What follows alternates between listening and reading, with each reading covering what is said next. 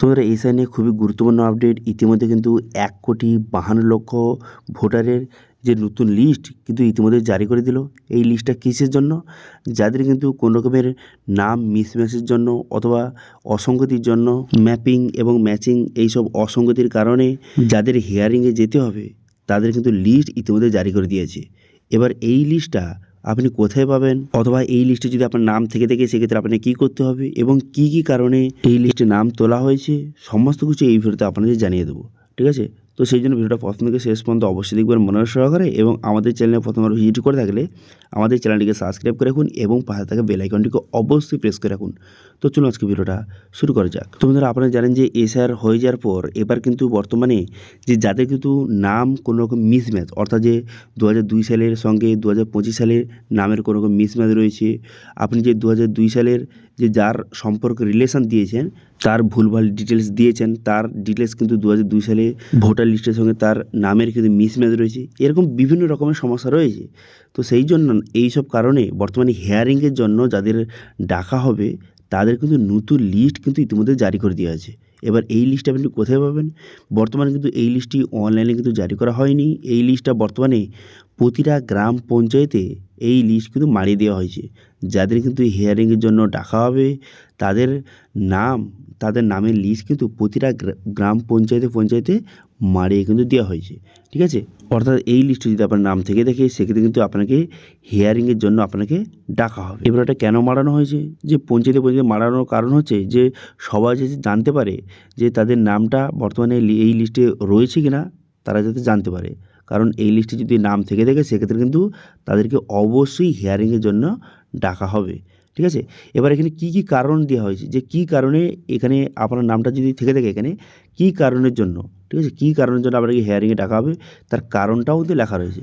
বর্তমানে দেখতে পাচ্ছেন এরকম একটি লিস্ট কিন্তু বর্তমানে প্রতিটা গ্রাম পঞ্চায়েতে কিন্তু মারানো রয়েছে। এখানে কী কী লেখা রয়েছে? এখানে বর্তমানে এপিং নাম্বার লেখা রয়েছে, পার্ট নাম্বার, সিরিয়াল নাম্বার, আপনার নাম এবং ম্যাপিং ক্যাটাগরি, যে কী কারণে আপনার এই যে লিস্টে বর্তমানে আপনার নামটা উঠেছে, কী প্রবলেমের জন্য। প্রথম দেখতে পাচ্ছেন যে প্রোগেনি, অর্থাৎ হচ্ছে যে রিলেশনের কোনো রকম যে সমস্যা যাদের রয়েছে তাদের কিন্তু এই লেখাটা রয়েছে এখানে। প্রোগেনি অর্থাৎ যে আপনি যে এসআর ফর্ম ফিল আপের সময় 2002 সালে যে কলমের জায়গায় যার রিলেশন দিয়েছেন সেটা আপনি ভুলভাল দিয়েছেন, অথবা সেটা ম্যাচিং করছে না, প্রবলেম হচ্ছে তাদের। ঠিক আছে?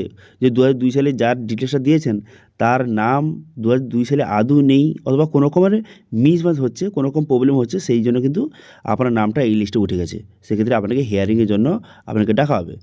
এবার এরপরে দেখতে পাচ্ছেন এখানে নো ম্যাপিং, অনেকে কিন্তু সেই জায়গাটা ফাঁকা রেখেছে, যে 2002 সালে যে কলামটা সেটা ফাঁকা রেখেছে, তাই জন্য নো ম্যাপিং।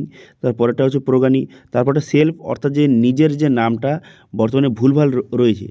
অনেকের 2002 সালে নিজের নাম রয়েছে, ঠিক আছে, তো সেক্ষেত্রে তাদের নাম কিন্তু ম্যাচ করছে না 2025 সালে যে লিস্ট অনুযায়ী, 2002 সালের লিস্ট অনুযায়ী সেটা কিন্তু ম্যাচ করছে না। ঠিক আছে? 2002 সালে ভোটার লিস্ট এবং 2025 সালে ভোটার লিস্ট কিন্তু ম্যাচ করছে না, সেই জন্য কিন্তু তাদের হিয়ারিংয়ের জন্য ডাকা হবে। সেই জন্য সেলফ লেখা রয়েছে, তারপর একটা নো ম্যাপিং, তারপর একটা প্রোগানি। তো এইভাবে কিন্তু বেশি এই প্রোগানি, অর্থাৎ যে রিলেশনের কোনো রকমের সমস্যার জন্য আপনার নামটা কিন্তু এখানে উঠে গেছে, তো সেক্ষেত্রে আপনাকে কিন্তু হিয়ারিংয়ের জন্য ডাকা হবে। এবং সেখানে কিন্তু ডকুমেন্ট নিয়ে যেতে হবে, অরিজিনাল ডকুমেন্ট নিয়ে যেতে হবে।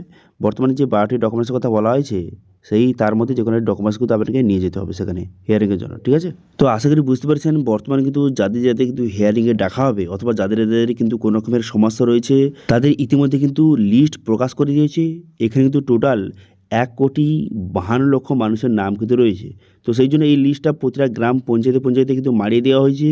গ্রাম পঞ্চায়েতে যতজন মানুষ রয়েছে, ঠিক আছে, যাদের কিন্তু হিয়ারিংয়ের জন্য ডাকা হবে তাদের নামের লিস্ট কিন্তু ইতিমধ্যে প্রতিটা গ্রাম পঞ্চায়েতে কিন্তু মারিয়ে দেওয়া হয়েছে। আপনি যদি সেই লিস্টে আপনার নামটা যদি উঠে থাকে সেক্ষেত্রে কিন্তু আপনাকে হিয়ারিংয়ের জন্য ডাকা হবে। সেই জন্য অবশ্যই একবার পঞ্চায়েতে গিয়ে চেক করুন যে সেখানে আপনার নামটা উঠেনি তো। তো সেই জন্য অবশ্যই কিন্তু একবার চেক করে নেবেন।